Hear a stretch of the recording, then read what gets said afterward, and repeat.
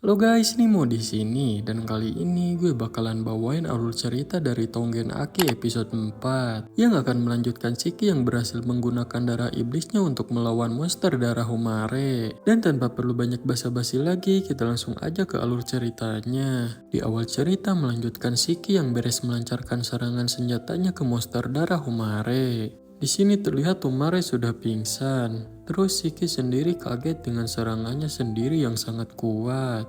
Bahkan Jin pun kaget melihatnya, karena selain raksasa itu kalah, serangan Shiki juga sampai membuat cuaca jadi berubah.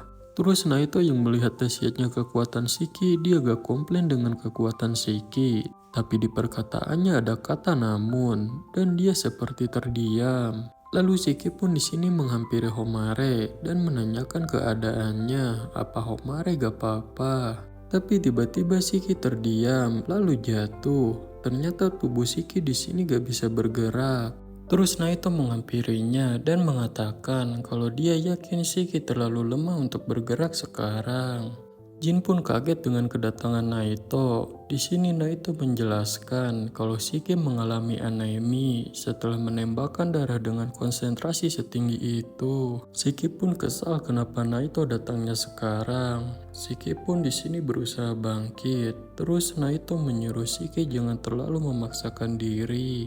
Karena pandangan Shiki juga sekarang masih kabur. Shiki pun berdiri lalu mengatakan kalau dia gak apa-apa dengan tubuh yang masih lemas dan mata kabur. Naito pun mengatakan kalau memakai darah terlalu banyak bisa jadi fatal, apa Shiki tahu. Ya sepertinya Shiki di sini baru tahu. Dan menurut Naito sepertinya harus banyak belajar soal pengendalian. Tapi menurut Naito tetap aja kekuatan Shiki tadi tak terduga.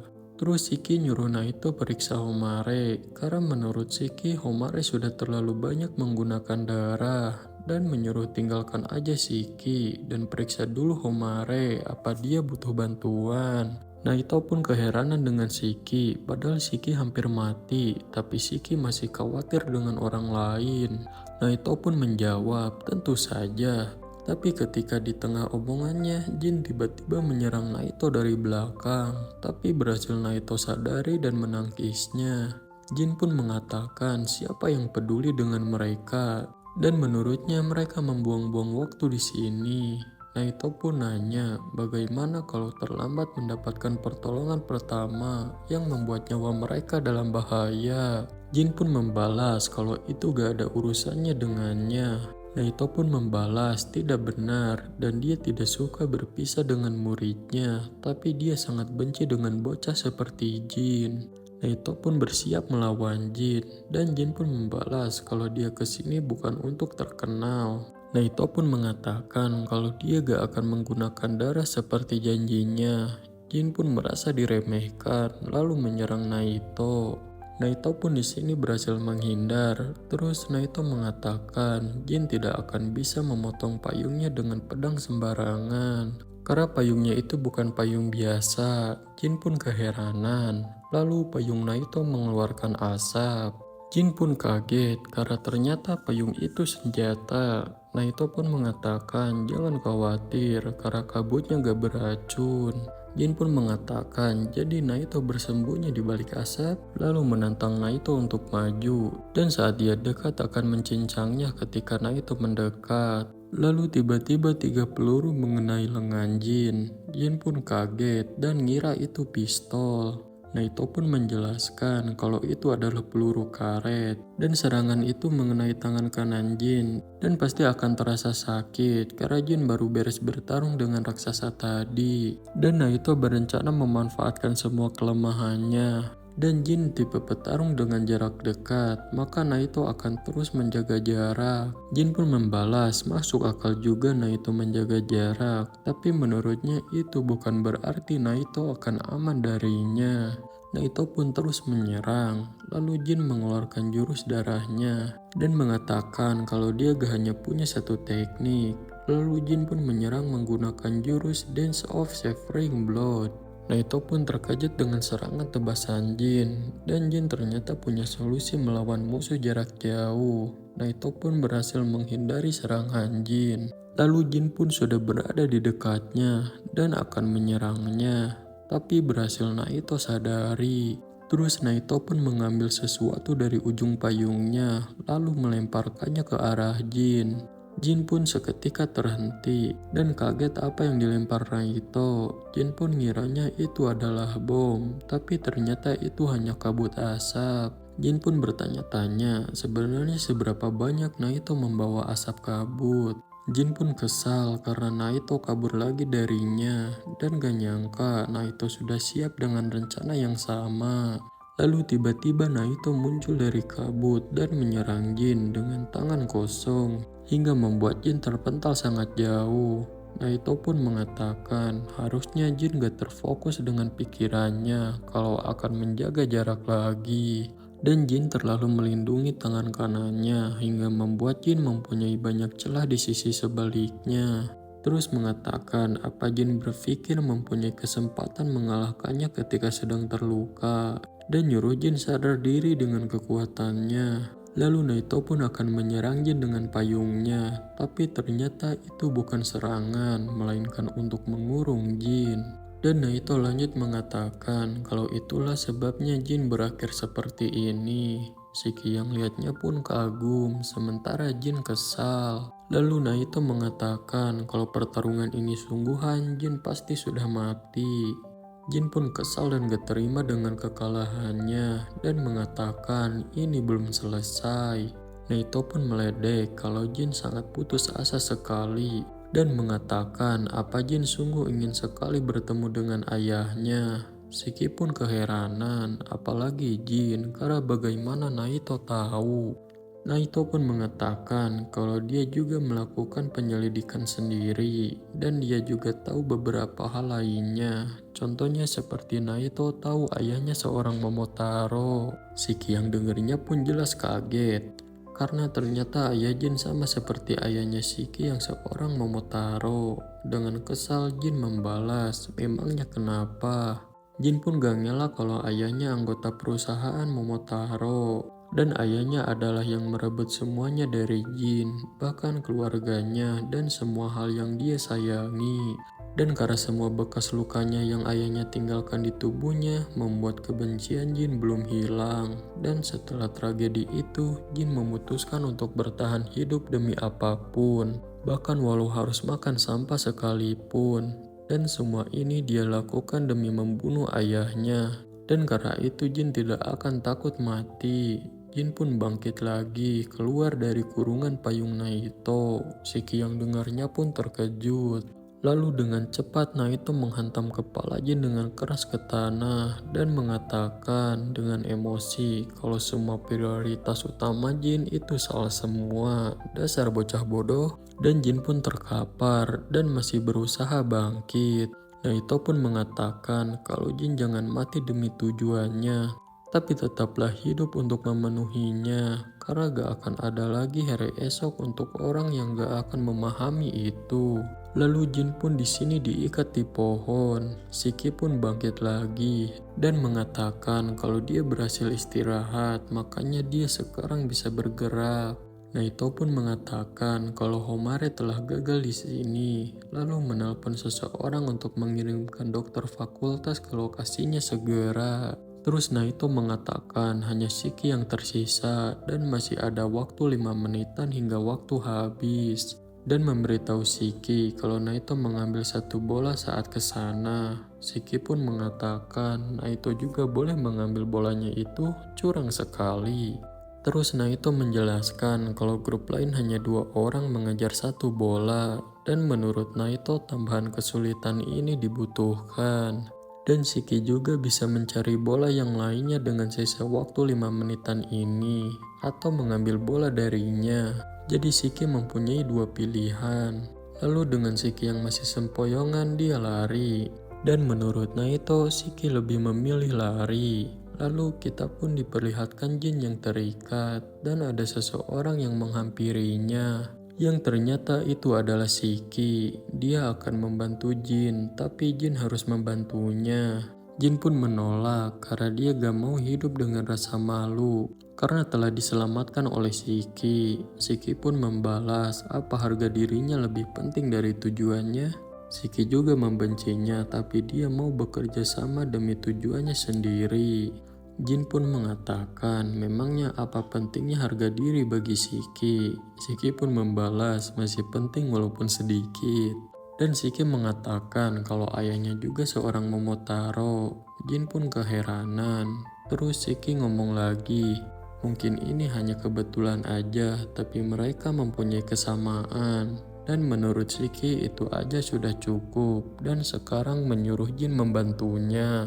Jin pun masih tetap menolak. Lalu kita pun diperlihatkan Naito. Dia bertanya-tanya apa Shiki kembali dan berharap bisa mencari di tempat lain. Terus Naito pun melihat Shiki. Di sini Shiki berlari dengan emosi karena masih gak nyangka dengan jawaban Jin. Lalu Naito pun mencegat Shiki dan mengatakan mau kemana buru-buru sekali. Shiki pun kaget dan masih kesal dengan Jin. Tapi ternyata Shiki kesal karena Jin menjadikannya umpan, bukan karena nolak kerjasamanya. Jin pun tiba-tiba muncul di atas Naito. Dan ternyata Jin menolak karena tak mau membantu Shiki, tapi maunya Shiki lah yang akan membantunya. Makanya Shiki kesal karena Jin selalu suka bicara besar. Dan karena itu Shiki pun menagih Jin menunjukkan hasilnya. Dan Jin pun menyerang Naito, tapi berasal Naito hindari. Naito pun sadar kalau mereka kerjasama. Terus Naito juga sadar lagi ternyata itu bukan serangan, melainkan rencana mengikatnya. Dan ya Naito pun di sini terikat. Dan Naito tahu kalau tali itu yang dia gunakan tadi ketika mengikat Jin. Dan mereka pun mengikat Naito bersama-sama dan akan menjatuhkannya. Dan Naito di sini ngira kalau mereka mau beradu kekuatan fisik. Dan Naito pun menahan agar tidak tertarik. Mereka pun kerjasama menarik sekuat tenaga. Naito pun mengatakan kalau ini akan berhasil kalau mereka tidak terluka. Terus Jin pun tiba-tiba melancarkan serangan ke arah Naito, tapi berhasil Naito hindari. Dan Jin mengatakan kalau itu adalah darah terakhir yang bisa dia pakai. Shiki pun semakin bersemangat. Lalu Shiki pun berlari ke arah Naito. Karena menurut Shiki kuda-kuda Naito telah melemah, jadi dia bisa mengambil bolanya. Dan ketika sedikit lagi mendapatkan bolanya, Naito melemparkannya ke arah Jin. Shiki dan Jin pun jelas kaget. Terus Naito mengatakan dalam hati kalau dengan mengeluarkan seluruh kekuatannya untuk mencapai garis finish di sisa waktu 3 menit ini masih mungkin. Dan sekarang bolanya telah lepas dari tangannya.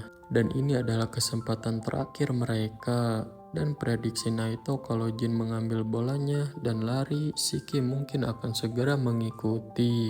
Dan saat mereka mulai berebut kembali, Naito akan merebutnya. Shiki pun berteriak sekarang ambil dan nyuruh Jin pergi ke garis finish. Jin dan Naito pun kaget dengar ucapan Shiki. Jin pun mengambil bolanya lalu berlari. Shiki pun senang dan mengatakan, kami keren kan karena berhasil merebut bola dari guru. Naito pun mengatakan kalau Jin mencapai garis finish sekarang hanya Jin aja yang akan menang. Shiki pun tiba-tiba terdiam dan sangat kaget. Ternyata Shiki lupa karena saking senangnya telah merebut bola dari gurunya. Dan Shiki pun nyesel. Naito pun mengatakan kalau dia lupa gak memperhitungkan bodohnya Shiki. Tapi dari sisi lain Shiki adalah anak yang melihat langsung apa yang ada di depannya, tanpa peduli dengan untung dan ruginya. Lalu kita pun diperlihatkan Jin yang sedang lari. Di sini dia yakin bisa sampai garis finish kalau lari secepat mungkin. Lalu dia pun teringat dengan ucapan-ucapan Shiki tadi. Lalu Jin pun tiba-tiba berputar balik. Shiki pun kaget, Jin balik lagi dan bertanya-tanya apakah Jin gampang tersesat. Jin pun mengatakan jangan salah paham karena dia hanya tidak ingin berhutang dengan Shiki. Dan walaupun dia dikeluarkan, pada akhirnya dia masih tetap akan mencapai tujuannya. Dan karena itu Jin ingin Shiki pergi ke garis finish. Tapi tiba-tiba ada makhluk aneh muncul di depan mereka. Jin pun kaget dan berhenti. Shiki pun bertanya-tanya makhluk bulat apa ini. Naito pun menyuruh berhenti dulu. Naito pun menjelaskan kalau makhluk itu adalah seekor tapir yang dipakai untuk komunikasi kecepatan tinggi dan namanya adalah Muku, tapi orang-orang memanggilnya Mukun. Dan dia menyalurkan info dengan cepat dan tanpa meninggalkan jejak sinyal transmisi. Di sini pun dijelaskan kecepatannya 300 km per jam, makanan favoritnya adalah bakpao dan menyalurkan informasi kemanapun. Terus Naito bertanya-tanya apakah ada keadaan darurat hingga Makun dikirim ke sini. Naito pun ngomong, lalu ada suara yang menjawab, ini adalah perusahaan Oni Kyoto. Dan mereka melaporkan bahwa mereka sedang diserang oleh perusahaan Momotaro. Dan mereka meminta bantuan secepatnya. Shiki dan Jin pun jelas kaget dengarnya. Lalu Shin pun beralih memperlihatkan Shiki yang sudah berada di perahu. Di sini Shiki bangga dan pamer karena bisa membuat tanduknya hilang juga. Terus Ikari pun nyuruh Shiki diam, padahal yang lain sudah bisa dari dulu. Shiki pun gak terima dan nanya apa Ikari mau ngajak ribut. Ikari pun membalas, coba aja kalau berani. Lalu Juji pun di sini berteriak memanggil gurunya. Dia di sini nanya, apa mereka gak akan kenapa-kenapa pergi ke tempat kejadian pertempuran dengan perusahaan Momotaro. Naito pun membalas kalau mereka gak punya pilihan termasuk para guru. Dan orang-orang dari kelas lain juga sedang berlatih dan tidak bisa berangkat. Dan mereka juga gak akan benar-benar ikut bertarung. Mereka itu hanya ikut untuk tugas rutin. Jin pun kaget, Shiki juga sama kagetnya karena mereka gak akan ikut bertarung. Ikari pun protes padahal mereka gak dapat latihan apapun dari permainan kejar-kejaran kemarin. Dan sekarang mereka malah harus jadi pesuruh. Sementara Juji di sini setuju dengan gurunya karena yakin tugas rutin itu pekerjaan yang layak dilakukan. Ikari pun ngomong ke Juji kalau yang dia mau itu pengakuan di medan perang. Lalu menyebut Juji dasar kacamata. Juji pun melepas kacamatanya dan mengatakan dia sudah melepas kacamatanya. Jadi jangan sebut dia si kacamata. Shiki pun nanya lagi apa mereka serius cuman jadi pesuruh. Naito pun menjawab iya. Karena Naito gak berniat menambah jumlah mayat. Shiki pun cuman bisa terdiam. Terus Kuina pun protes juga kenapa mereka harus memakai seragam sekolah untuk hal ini. Naito pun menjelaskan kalau mereka menggunakan seragam akademi akan terlalu menarik perhatian, begitu juga dengan tanduknya. Dan Naito pun melarang merokok. Naito tahu karena mencium bau tembakau dari Kuina. Kuina pun kaget Naito tahu dan mukanya memerah dan nyuruh urus aja urusannya sendiri. Yang ternyata Kuina di sini malah baper dan ngira Naito mengkhawatirkan tubuhnya. Juji pun jadi mengira Kuina seperti cewek polos. Lalu Kiriyama memanggil Naito dan nanya kalau pekerjaan rutin itu apa aja. Terus dia menjelaskan kalau saat berada di dekat banyak orang jantungnya mulai berdetak kencang. Dan dia mengatakan mungkin punya penyakit jantung. Lalu Kiriyama menjelaskan rasanya yang seperti mual, apa mungkin itu karena kanker atau lambung. Dan nanya apa dia akan mati. Naito pun menjelaskan kalau Kiriyama cuma mabok laut. Lalu menjelaskan kalau perusahaan Oni memiliki berbagai unit yang tersebar untuk tugas tertentu. Dan misi yang diberikan pada unit itu dipisahkan menjadi 2 grup. Untuk skuad penyerang akan melawan perusahaan Momotaro yang menyerang. Lalu skuad pendukung yang mencari Oni di perkotaan yang tidak punya keluarga untuk mereka jaga. Dan contohnya seperti dukungan sejahteranya hidup, fisik, dan psikologinya. Dan dibantu juga yang diserang oleh perusahaan Momotaro. Dan mereka sekarang dalam perjalanan untuk membantu skuad pendukung, kecuali Homare yang istirahat di akademi. Karena dia kemungkinan tak akan sadar dalam beberapa hari. Terus Shiki di sini merasa sudah melewatkan kesempatan untuk menjadi lebih kuat. Dan Shiki juga mengira mungkin orang yang membunuh ayahnya ada di sana juga. Terus Naito yang tahu pikiran Shiki mengatakan kalau Momotaro yang Shiki kejar gak ada di Kyoto. Karena sama seperti mereka, perusahaan Momotaro juga dibagi menjadi beberapa unit. Lalu Juji nanya seperti apa orang Momotaro di Kyoto. Naito pun langsung menjelaskan ke intinya kalau mereka orang-orang yang berbahaya. Dan alur cerita dari Tongen Aki episode 4 pun selesai. Nah guys, kalau kalian suka dengan video ini, jangan lupa like and follow supaya gak ketinggalan video menarik lainnya.